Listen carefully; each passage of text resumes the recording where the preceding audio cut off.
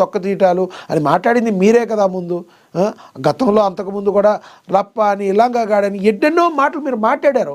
ఒక పర్సన్ని టార్గెట్ చేసి మీరు మాట్లాడారు.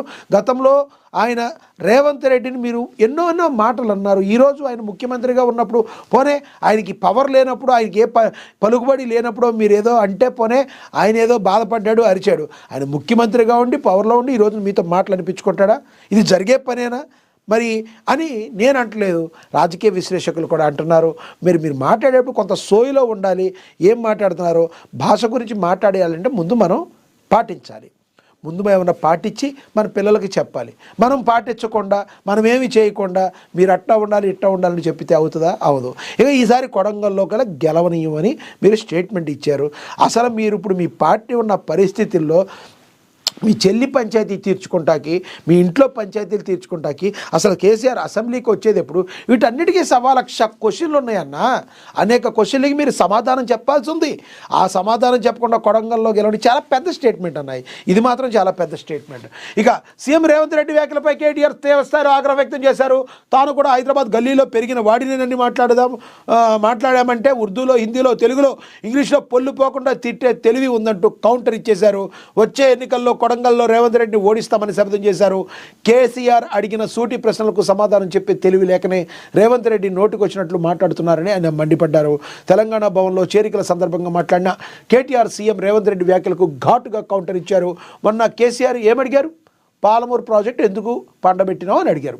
8 నెలల క్రితమే కేంద్ర ప్రభుత్వం డీటెయిల్ ప్రాజెక్ట్ రిపోర్ట్ను వెనక్కి పంపినా దాన్ని మళ్ళీ పంపి ప్రాజెక్టు పూర్తి చేయాలనే సోయ ఈ ముఖ్యమంత్రికి ఉందా?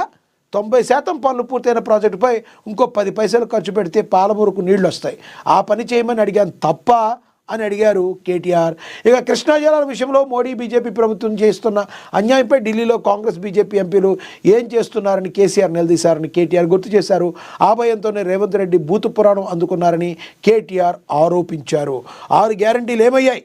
నెలకు 4,000 పెన్షన్, తులం బంగారం, ఆడపిల్లలకు 2,500 ఇస్తామని, 100 రోజులు నెరవేరుస్తామని హామీలు ఏవయ్యాయ్యా?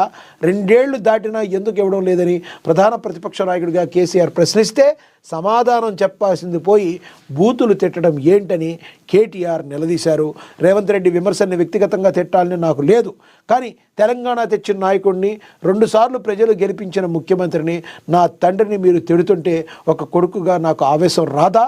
కేసీఆర్ను రోజు తిడుతూనే ఉన్నాడు.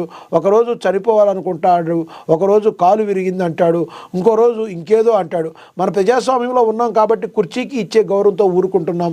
కనికపు సింహాసనం పైన సునకాన్ని కూర్చోండబెట్టి ఉంటే ఇదే పరిస్థితి అని కేటీఆర్ ఘాటుగా విమర్శించారు. ఢిల్లీలో పైసలు ఇచ్చిన ముఖ్యమంత్రి పదవి తెచ్చుకున్నావు, ఇప్పుడు కూడా నెల ఢిల్లీకి పైసలు పంపిస్తూ పదవి కాపాడుకుంటున్నావు. ఇప్పుడు కేసీఆర్ గారిని ఒక రేవంత్ రెడ్డి గారు ఘాటుగా మాట్లాడుతూ నచ్చకపోవచ్చు. ఒక కొడుకుగా మీకు అది నచ్చదు, అది 100% ఎవరు ఆపోజిషన్లో ఉన్నా మీలాగానే మాట్లాడతారు, దాన్ని ఖండిస్తారు, ఆరోపిస్తారు. అలా రేవంత్ రెడ్డి ఎందుకు మాట్లాడారు ఎన్ని తర్వాత వదిలేద్దాం, ముందు ఎవరు స్టార్ట్ చేశారో ఎన్ని వదిలేద్దాం. కానీ కనకపు సింహాసనమున సునకమును కూర్చొండబెట్టినా అని ఎవరిని ఉద్దేశించి మాట్లాడుతున్నారు? ప్రజలు మాట్లాడుతున్నారా? ప్రజలు ఇచ్చారు, ఆయనకి మీరు ఇచ్చారా? కేటీఆర్ గారు మీరు ఇదే మీరు కొంచెం ఉన్నట్టు బాగానే మాట్లాడతారు, ఉన్నట్టుండి అతిగా మాట్లాడతారు, అదే వచ్చిందని చెప్పి రాజకీయ విశ్లేషకులు డైరెక్ట్గా మీ మీద ఆరోపణలు గుప్పిస్తున్నారు. ఇప్పుడు కేసీఆర్ అంటే, లేదంటే కేసీఆర్ లేకపోతే బీఆర్ఎస్ పార్టీలో ఉన్న మీ అందరికీ కూడా ఏంటి, మీరందరూ ఎవరు? కేసీఆర్కి ఒక స్థాయి ఉంది, ఆయన వేరు, ఆయన స్థాయి వేరు. కానీ మీ పరిస్థితి ఏంటి ఈ రోజున?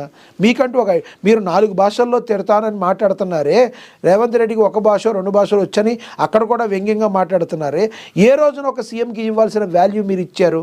డే 1 నుంచి నువ్వు దిగుపో, నీకు మాట్లాడటం రాదు, నీకు చేయడం రాదు అన్నారే. కానీ ఒక ముఖ్యమంత్రికి ఇవ్వాల్సిన వాల్యూగా మీరు ఇచ్చి, ముఖ్యమంత్రిగా మీరు ఇది చెయ్యండి, మీరు స్పోర్టివ్గా నేను తీసుకున్నాను, దీన్ని మేము ఓడిపోయాం, మా ఓటమిని అంగీకరిస్తున్నాం, నెక్స్ట్ ప్రజల మనసును గెలుచుకుంటానికి ట్రై చేస్తాం, మీ పద్ధతులు మీరు చేయండి అని మీరు డే 1లో చెప్పుంటే, డే 2లో చెప్పుంటే, కనీసం డే 3లో చెప్పుంటే, అంటే వచ్చిన 3 నెలలు 4 నెలలు 5 నెలలు అన్న చెప్పుంటే మీ పరిస్థితి వేరుగా ఉండేది, ప్రజలు మీ గురించి ఆలోచించేవాళ్ళు. కానీ ఏ రోజున కూడా మీరు అలా చేయకుండా ప్రతిరోజు కూడా తిట్ల దండకం అందుకున్నది లేదా, శాపనార్థాలు పెట్టింది లేదా, బూతులకి బ్రాండ్ అంబాసిడర్ రేవంత్ రెడ్డేనా, మీరు కాదా? ఇవన్నీ నేను అడుగుతున్న ప్రశ్నలు కాదు, ప్రజలు అడుగుతున్న ప్రశ్నలు. దీనికి సమాధానం చెప్పాలి మిస్టర్ కేటీఆర్. మరి మీరు సమాధానం చెప్పకుండా నేను అభియోగాలే చేస్తాను, నా తండ్రిని అన్నారు, నా తండ్రిని అన్నారు, నా తండ్రిని అన్నారు అంటున్నారే. మీ తండ్రి గారు, మీరు, మీ హరీష్ రావు గారు, మీ కవిత గారు సంబంధం లేని వ్యక్తులను ఎన్ని